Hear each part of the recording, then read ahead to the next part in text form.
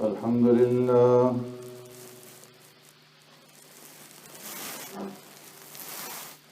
لله نحمده ونستعينه ونستغفره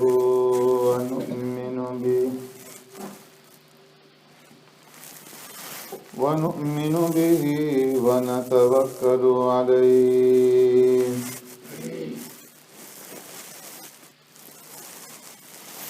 ونعوذ بالله من شرور أنفسنا ومن سيئات أعمالنا من يهده الله فلا مضل له ومن يضلله فلا هادي له ونشهد أن لا إله إلا الله وحده لا شريك له ونشهد أن سيدنا ونبينا ومولانا محمدا عبده ورسوله أرسله الله إلى كافة للناس بشيرا ونذيرا وداعيا إلى الله بإذنه وسراجا منيرا أما بعد فقد قال الله تبارك وتعالى في القرآن المجيد والفرقان الحميد فأعوذ بالله من الشيطان الرجيم بسم الله الرحمن الرحيم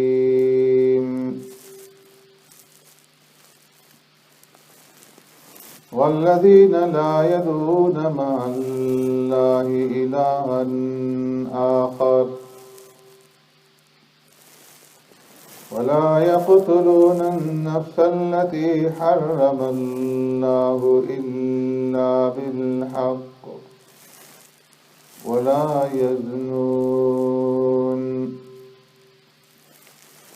ومن يفعل ذلك يلقى أثاما صدق الله مولانا العظيم يا رب صل وسلم دائما أبدا على حبيبك خير الخلق كلهم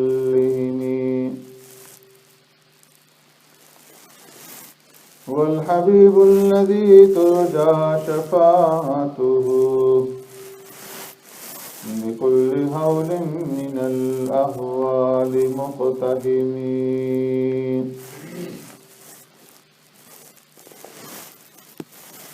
والذين لا يدعون مع الله إلها آخر اور وہ لوگ جو نہیں پکارتے اللہ کے ساتھ کسی اور کو الہ ولا يقتلون النفس التي حرم الله إلا بالحق اور نہیں قتل کرتے کسی نفس کو جسے حرمت بخشی ہے اللہ رب العزت نے مگر حق کے ساتھ ولا يزنون اور نہیں زنا کرتے وَمَن يَفْعَلْ ذَلِكَ يَلْقَ أَثَامًا اور جس نے کیے یہ گناہ کے کام تو سامنا کرنا پڑے گا اسے اس گناہ کے وبال کا آمنت باللہ وبآیاتہ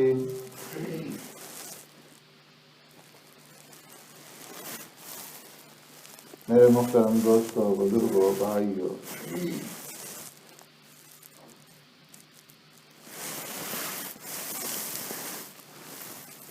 گزشتہ جمعہ میں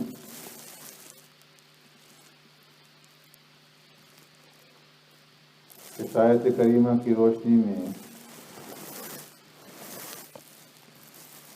میں نے عرض کیا تھا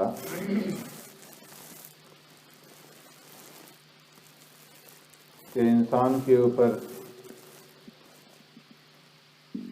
تنگی اور پریشانی آئے تو اس کے اندر اللہ رب العزت کی طرف رجوع ہو اور اللہ کو پکارے،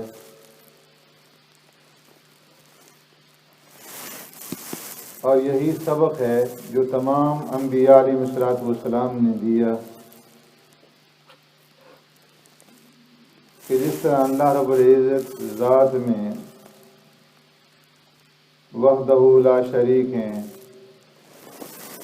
صفات میں اور افعال میں، اسی طرح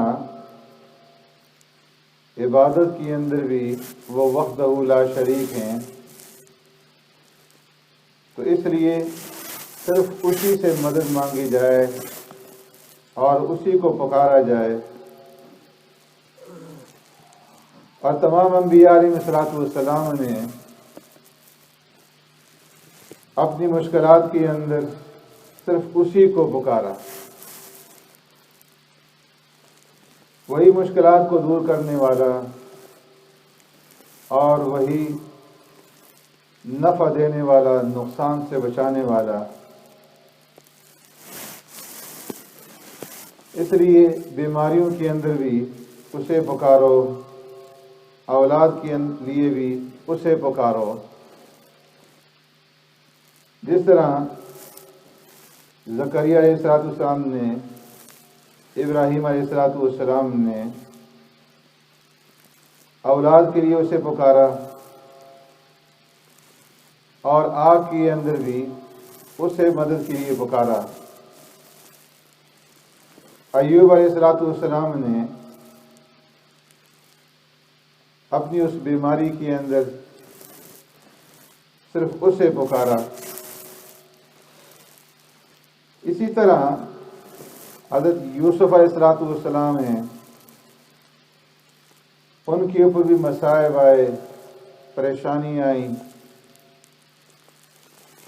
اور بچپن ہی سے مصائب اور پریشانیوں کا سامنا کرنا پڑا۔ ماں باپ سے جدا ہوئے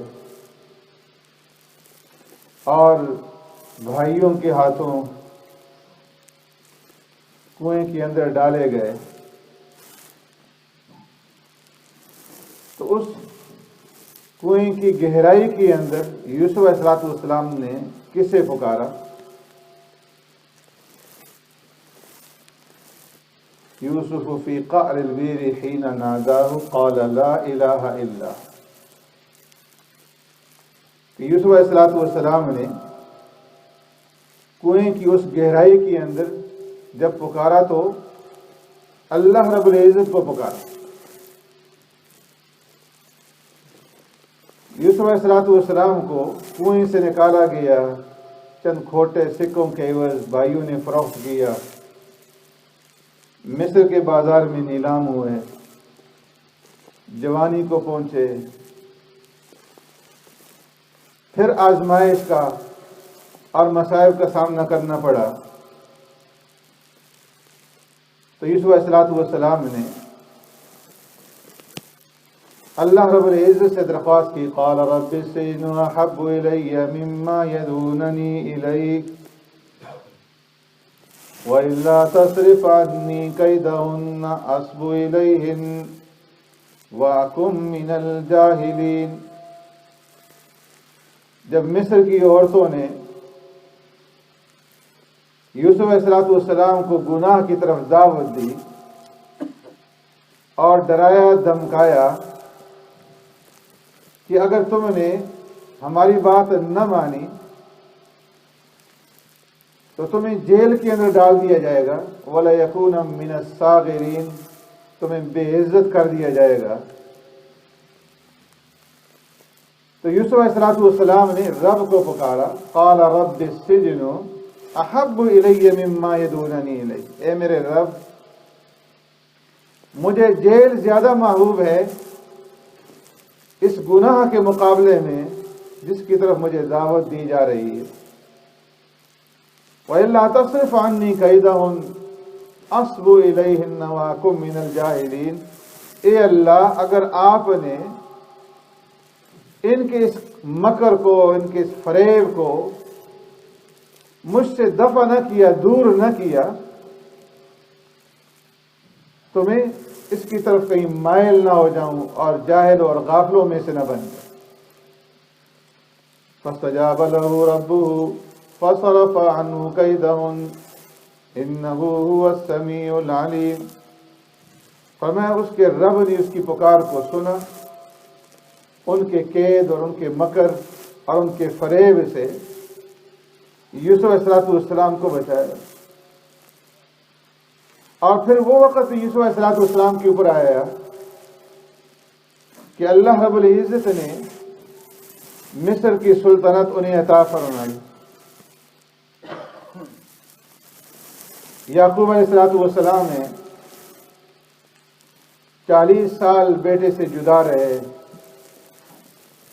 آنکھوں کی بینائی ختم ہو گئی،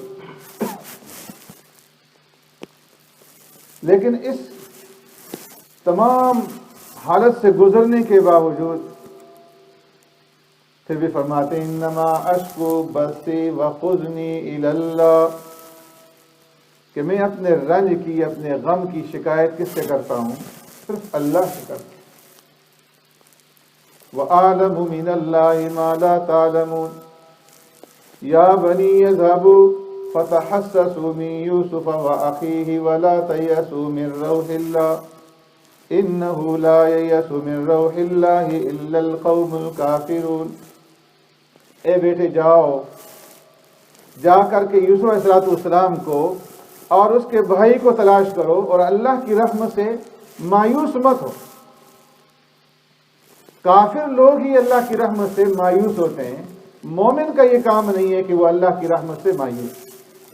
سبق کیا دے دیا گیا کہ چاہے مسائل پریشانیاں تمہاری جان کے اوپر آئیں، تمہاری اولاد کی طرف سے تمہیں پریشانی آئے، مال کی طرف سے مصیبت اور پریشانی کا سامنا کرنا پڑے، تو صبر کرو، جس طرح کہ یعقوب علیہ السلام نے صبر کیے اور اللہ کے ساتھ اپنی لو لگاؤ، اللہ کی طرف رجوع ہو، جس طرح کہ وہ اللہ کی طرف رجوع ہوا۔ اور فرمایا کہ جو مصائب اور پریشانیاں ہیں وہ اللہ کی طرف سے ہیں، کہ بندہ جسے اللہ رب العزت چاہ رہے ہیں، جو اللہ کا محبوب ہے، وہ جب اللہ کی طرف سے تھوڑی سی دیر کے لیے بھی اپنی نگاہ کو دوسروں کی طرف پھیر دیتا ہے، جتنا اس کو اللہ کے ساتھ قرب ہوگا اتنی اللہ کی طرف سے سرزنش بھی ہوگی۔ امام قرطبی رحمۃ اللہ تعالی علیہ لکھتے ہیں کہ حضرت یعقوب علیہ السلام کو جو اتنے بڑے صدمے سے دوچار ہونا پڑا، آنکھوں کی بینائی چلی گئی اور 40 سال تک بیٹے سے دور رہے، فرمایا اس کی وجہ یہ تھی کہ ایک مرتبہ یعقوب علیہ السلام تہجد کی نماز پڑھ رہے تھے اور دوران نماز قریب ہی حضرت یوسف علیہ السلام لیٹے ہوئے تھے، تو ان کے خراٹے کی آواز آئی، ان کی توجہ یوسف علیہ السلام کی طرف اٹھ گئی۔ دوبارہ پھر ایسا ہوا، تیسری مرتبہ پھر اس طرح ہوا، 3 مرتبہ یعقوب علیہ السلام کی توجہ یوسف علیہ السلام کی اس خراٹے کی آواز کی طرف ہوئی، ان کی طرف نگاہ اٹھی۔ تو اللہ رب العزت نے فرشتوں سے کہا کہ مجھے میری عزت و جلال کی قسم کہ یہ میرا محبوب بندہ میرے ساتھ راز و نیاز کے اندر مصروف ہوتے ہوئے اس کی نگاہ دوسری طرف اٹھ گئی، غیر کی طرف اٹھی،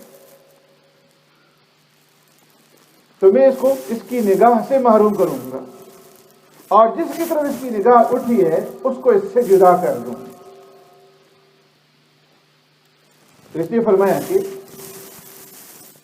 اللہ رب العزت کی طرف نگاہ ہو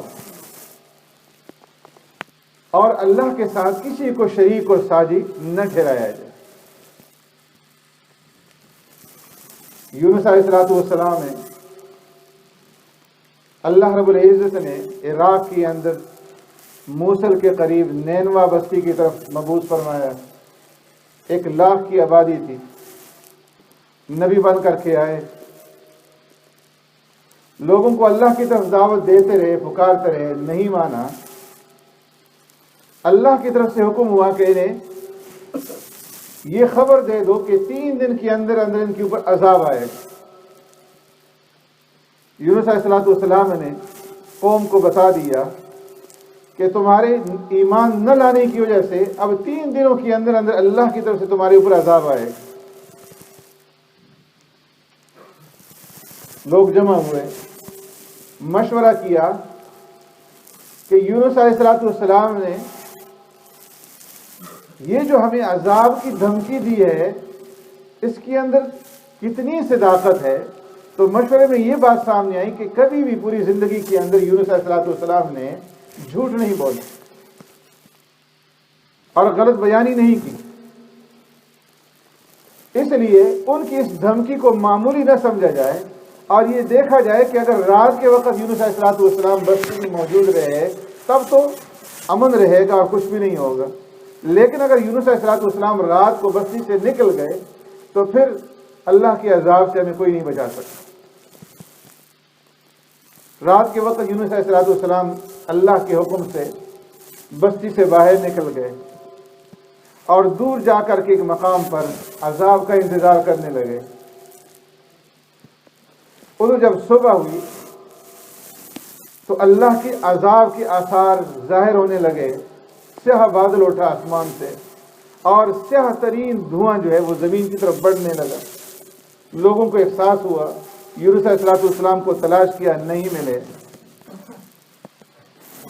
سارے لوگ جمع ہوئے، بچوں کو، عورتوں کو، جانوروں کو جمع کیے، جنگل کی طرف چلے گئے کھلے میدان میں اور چیخ و پکار شروع کر دی اللہ کے سامنے، توبہ استغفار شروع کر دی۔ بچوں کو ماؤں سے جدا کر دیا اور جانوروں کے بچوں کو جانوروں سے جدا کر دیا، ان کی ماؤں سے جدا کر دیا، اور ہر طرف جو ہے چیخ و پکار تھی، و ظالم، رونا دھونا۔ صدق کے دل سے اللہ سے معافی مانگی تو اللہ رب العزت نے معاف کر دیا اور ان کی توبہ کو قبول فرما لیا۔ سارے کے سارے لوگ ایمان لے آئے۔ ادھر یونس علیہ السلام اس انتظار میں تھے کہ اللہ کا عذاب اترے گا اور عذاب اترا نہیں۔ اب پریشانی لاحق ہوئی کہ میں نے تو ان کو عذاب کے بارے میں بتایا تھا اور اللہ کی طرف سے عذاب آیا نہیں، اب اگر میں واپس جاؤں گا تو لوگ مجھے جھوٹا کہیں گے۔ اور اس قوم کے اندر یہ قانون تھا کہ جو آدمی کوئی جھوٹی بات کہے، جھوٹ بولے، اپنی بات کے اوپر کوئی شہادت اور گواہی پیش نہ کر سکے تو اسے وہ قتل کر دیتے۔ جھوٹ ان کے نزدیک کتنا بڑا جرم تھا۔ تو یونس علیہ السلام اس خطرے سے کہ کہیں میں واپس گیا تو میری جان کو خطرہ ہے، یہ ارادہ کر لیا کہ آگے ہجرت کروں اور واپس بستی کی طرف نہیں جاؤں۔ بحر روم پہ پہنچے، کشتی کھڑی کی، لوگوں نے پہچان لیا کہ یہ یونس علیہ السلام ہے، کشتی میں بٹھا لیا، بغیر کرائے کے سفر شروع ہوا۔ دریا کے وسط میں کشتی پہنچی تو وہیں پہ ٹھہر گئی، نہ آگے بڑھ رہی تھی نہ پیچھے۔ کشتی والوں نے اعلان کیا کہ ہماری اس کشتی کا بامر الہی یہ طریقہ ہے کہ جب بھی کوئی آدمی اس کشتی کے اندر کوئی ظالم آتا ہے، کوئی بڑا گناہگار آتا ہے یا کوئی بھاگا ہوا غلام آتا ہے تو یہ کشتی بیچ سمندر کے ٹھہر جاتی ہے اور آگے نہیں بڑھتی۔ اب وہ کون آدمی ہے وہ اپنے آپ کو پیش کر دے تاکہ باقی سارے لوگ محفوظ رہ سکیں۔ یونس علیہ السلام سمجھ گئے اور فرمانے لگے کہ میں ہی وہ آدمی ہوں کہ میں امر خداوندی کے بغیر وہاں سے چلا آیا. میں وہ بھاگا ہوا غلام ہوں کہ اپنی جان کی فکر کو لے کر کے وہاں سے چلا آیا اور اللہ کے حکم کا انتظار نہیں کیا. اس لیے اپنے آپ کو پیش کر دیا. لوگوں نے نہیں مانا. قرآن اندازی ہوئی، 1 مرتبہ 2 مرتبہ کئی مرتبہ. جب قرآن اندازی ہوئی تو ہر مرتبہ اللہ کے حکم سے انہی کا نام آیا. اب ایک طرف یونس علیہ السلام کو دریا میں ڈالنے کا انتظام کیا جا رہا ہے، تو دوسری طرف اللہ نے مچھلی کو حکم دے دیا کہ میرا بندہ آ رہا ہے، اور یہ تمہاری غذا بن کر کے نہیں آ رہا، بلکہ تمہارے پیٹ کو اس کا ٹھکانہ بنایا جائے گا. جا کر کے اس کو اپنے منہ میں لے لو، اپنے پیٹ کے اندر اسے سنبھال لو. یونس علیہ السلام جو ہی کشتی سے سمندر کے اندر گئے، مچھلی نے اپنے پیٹ میں لے لی. بعض روایت کے مطابق 40 دن تک یونس علیہ السلام مچھلی کے پیٹ میں رہے. بعض روایت کے مطابق 7 دن تک، بعض روایت کے مطابق 5 دن تک. اور فرمایا کہ اس تنہائی کے اندر وَظَنُّونَ إِذْ ذَهَبَ مُغَاضِبًا فَظَنَّ أَن لَّن نَّقْدِرَ عَلَيْهِ، مچھلی والا پیغمبر جب چل پڑے غضبناک ہو کر، فَظَنَّ أَن لَّن نَّقْدِرَ عَلَيْهِ، انہوں نے یہ سوچا کہ ہم ان کا محاسبہ نہیں کریں گے. فَنَادَىٰ فِي الظُّلُمَاتِ، پھر ان کئی اندھیریوں کے اندر انہوں نے پکارا، اللہ الہ الا انت سبحانک انی کنت من الظالمین، اے اللہ تیرے سوا کوئی معبود نہیں، تیری ذات پاک ہے، میں ہی قصوروار. فرمایا کہ ان کئی اندھیروں کے اندر، سمندر کی اندھیری، رات کی اندھیری، مچھلی کے پیٹ کی اندھیری، ان کئی اندھیروں میں حضرت یونس علیہ السلام نے پکارا. تو کس کو؟ اللہ کو پکارا کہ اللہ تو ہی اس غم سے، اس مصیبت سے مجھے نجات دے سکتا ہے، میں قصوروار. فَاسْتَجَبْنَا لَهُ وَنَجَّيْنَاهُ مِنَ الْغَمِّ وَكَذَلِكَ نُنْجِي الْمُؤْمِنِينَ. اللہ فرماتے ہیں کہ ہم نے ان کی اس پکار کو سنا اور اس غم سے، اس کڑن سے ہم نے اپنے اس بندے کو نجات عطا فرمائی. وَكَذَلِكَ نُنْجِي الْمُؤْمِنِينَ، اسی طرح ہم ایمان والوں کو نجات دیا کرتے ہیں. سبق کیا دے دیا کہ تمہارا مشکل کشا، حاجت روا، نفع نقصان کا مالک کون ہے؟ اللہ. اسی کو مسائل کے اندر اور پریشانیوں کے اندر پکارو، جس طرح کہ یونس علیہ السلام نے مچھلی کے پیٹ کے اندر اندھیریوں میں اس رب کو پکارا. کنارے پہ لا کر ڈال دیا گیا. فرمایا کہ مچھلی کے پیٹ کی اس گرمائش کی وجہ سے جسم کے اوپر بال نہیں رہے تھے، انتہائی نازک ہو چکا تھا. اللہ نے وہاں پر کدو کا درخت اگا دیا اور اس کے پتوں کے سائے کے ذریعے سے انہیں راحت عطا فرمائی. ایک جنگلی بکری کی ڈیوٹی لگا دی جو صبح شام وہاں پر آ کر کھڑی ہو جاتی ہے اور اس کا دودھ وہ پیتے. اور فرمایا کہ اگر میرا یہ بندہ ہمیں نہ پکارتا تو قیامت کے دن تک یہ اسی طرح مچھلی کے پیٹ کے اندر تھے.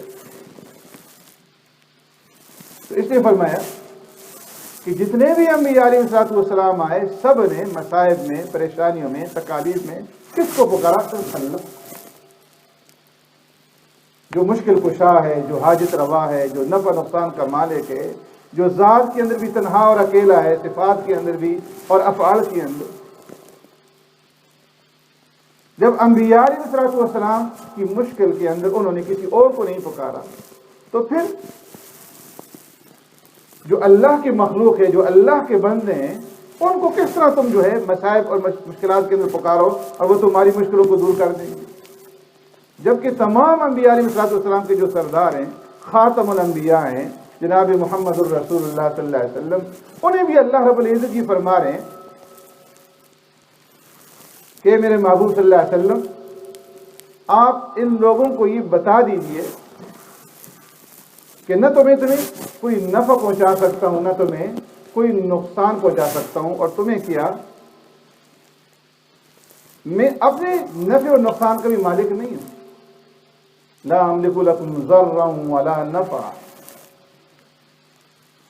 اور آپ صلی اللہ علیہ وسلم اعلان فرما رہے ہیں اپنے لفظ جگر کو مخاطب کر کے، یا فاطمہ بنت رسول اللہ لا اغنی عنک من اللہ شیئا، اے فاطمہ رسول اللہ کی بیٹی،